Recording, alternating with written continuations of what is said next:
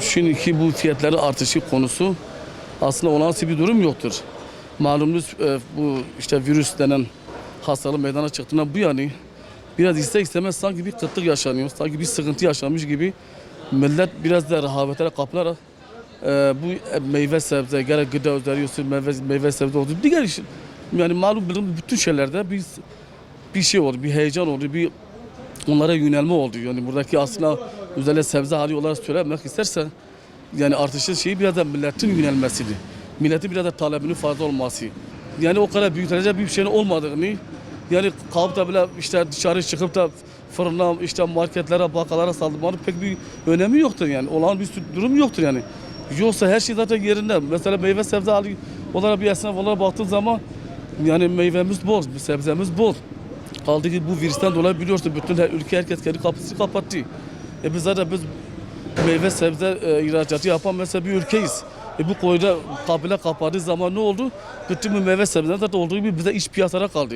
İç piyasaya kalmasının en büyük sebeplerinden bir tanesi bize bu artı olarak dönüş. Çünkü mallar bizim mesela boynumuzda kalıyor ve ondan sonra fiyatlar düştü. Biraz da millet talebi fazla artırınca sıkıntı biraz oradan başladı. Yani yoksa anlamda bir durum yoktur. Önümüzde yaz. Zaten havaların yavaş yavaş ısınmasıyla beraber zaten yaza doğru gidiyoruz.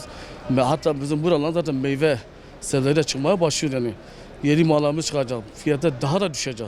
Şu an normal olduğu gibi daha da düşecek. Buradaki tek sıkıntı aslında milletin birden bu talebi bu virüsten dolayı böyle fazlalaştırınca, yoğunluk gösterince rehavetin artmasına sebep oldu.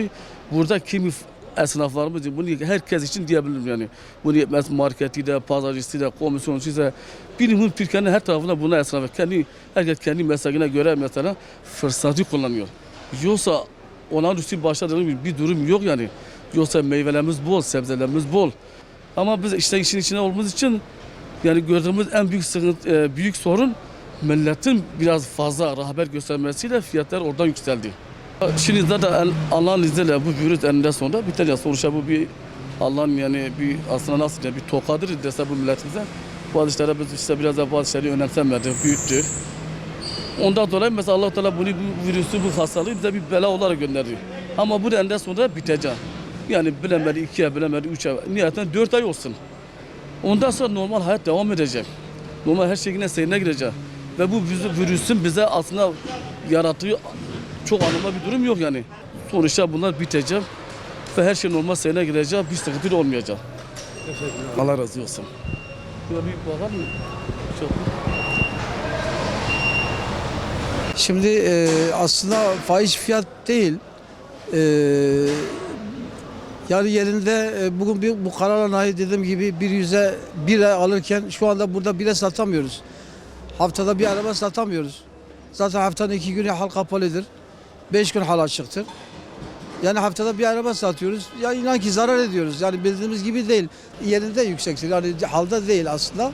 Halda deniliyor ama halda fazla yüksek değil. Şimdi zaten millet boşu boşuna panik yapıyor. Zaten 2 gün cumartesi pazar şey var. Sokağa çıkma yasağı var. 2 gün zaten ya ekmeğini al, sebze meyveni al.